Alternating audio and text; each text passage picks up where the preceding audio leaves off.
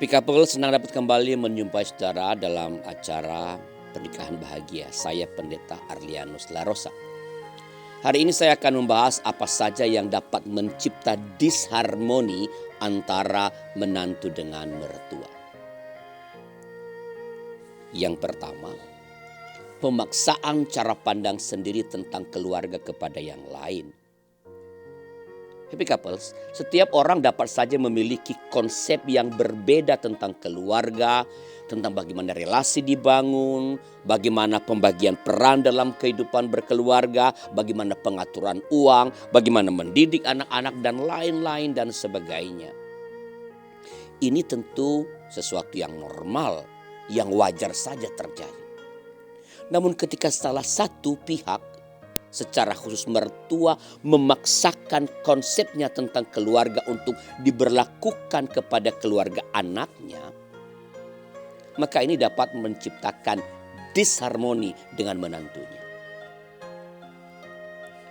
Yang kedua, ketidakmampuan menjembatani perbedaan latar belakang.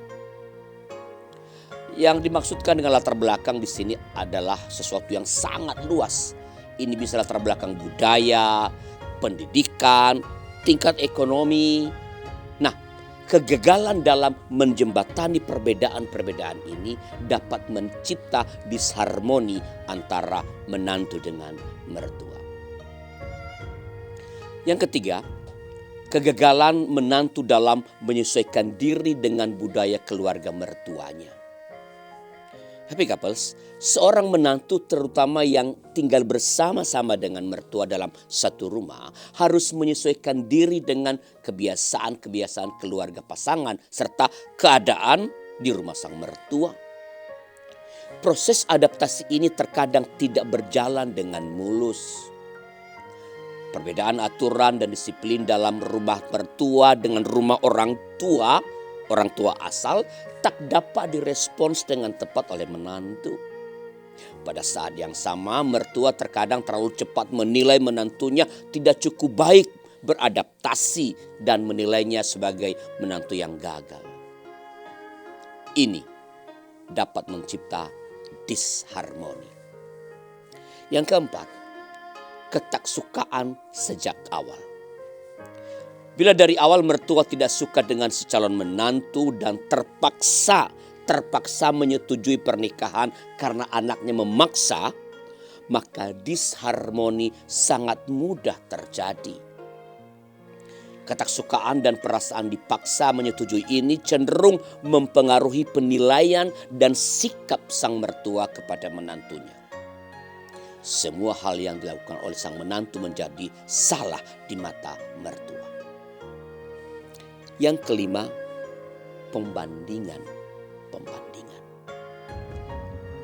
Mertua suka membandingkan menantu yang satu dengan menantu yang lain ketika ia punya lebih dari satu menantu, bahkan dengan menantu orang lain.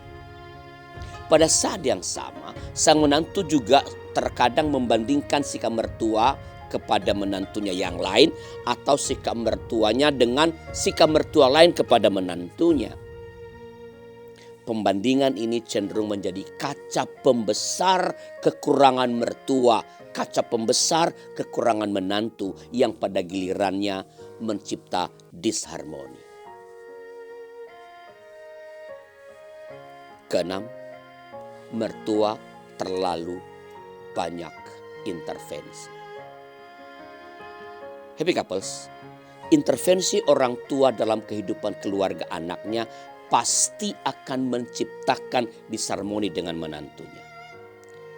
Ini akan semakin runyam ketika anaknya, terutama yang laki-laki, tak dapat bersikap tegas, apalagi kalau terkesan seolah tak keberatan dengan intervensi orang tuanya itu. Yang ketujuh, persaingan. Tanpa disadari, mertua dan menantu suka bersaing untuk menjadi perempuan-perempuan terbaik bagi si anak atau suami. Sang mertua ingin menjadi sosok yang terbaik untuk anaknya, sementara sang menantu ingin menjadi sosok yang terbaik untuk suaminya. Sayangnya, lomba ini bukan untuk menjadi ibu yang terbaik bagi anak atau menjadi istri yang terbaik bagi suami, melainkan untuk menjadi pemilik anak atau pemilik suami. Jadi tujuannya bukan untuk kebaikan anak atau untuk kebaikan sang suami, melainkan untuk menyingkirkan sang pesaing. Kedelapan, rasa hilang yang belum teratasi. Tapi couples, ibu terkadang tak sadar bahwa setelah anaknya menikah, yang terpenting bagi anaknya kini adalah pasangannya. Dan memang seharusnya begitu. Nah, ini membuat rasa hilang yang pasti ada semakin sulit dipulihkan, bahkan bisa menjadi semakin parah. Ini semakin runyam ketika sang anak dan menantu tidak bersikap arif, tak menolong sang mama, tak menolong sang ibu untuk menjalani proses adaptasi pada perubahan yang besar ini. Begitu menikah seolah lupa pada sang mama. Ini bisa membuat si mama atau si ibu memandang menantu telah meracuni pikiran anaknya. Dampaknya tentu saja disharmoni. Ini semakin menggila bila menantu berpandangan bahwa kalau sang suami memperhatikan mamanya, memperhatikan ibunya, itu berarti tak bisa lepas dari ketiak sang ibu, atau itu ancaman bagi relasinya dengan suaminya. Di sini kearifan suami atau anak laki-laki memang sangat menentukan. Kesembilan, menantu kurang hormat pada mertua. Ketidakmampuan memandang mertua sebagai orang tua sendiri pasti akan mencipta disharmoni.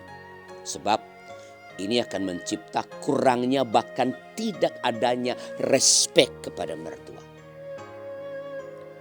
Happy couples, mari terus membangun harmoni dengan ayah bunda dari pasangan kita. Saya ulangi, mari terus membangun harmoni dengan ayah bunda dari pasangan kita. Sebab hanya karena mereka telah merawat dan membesarkan anaknya dengan baik, engkau dapat punya suami, engkau dapat punya istri yang seperti sekarang ini. Saya ulangi bagian ini. Hanya karena orang tuanya, hanya karena ayah bunda pasanganmu telah merawat dan membesarkan anaknya dengan baik, engkau kini punya suami, engkau kini punya istri yang seperti sekarang ini. Bila ada yang memerlukan dukungan doa atau membutuhkan teman ngobrol menghadapi masalah pernikahan, silakan kabarkan kepada kami melalui nomor 0812 818 89191. Saya ulangi, 0812 8188 9191. Salam bahagia. Itu saja.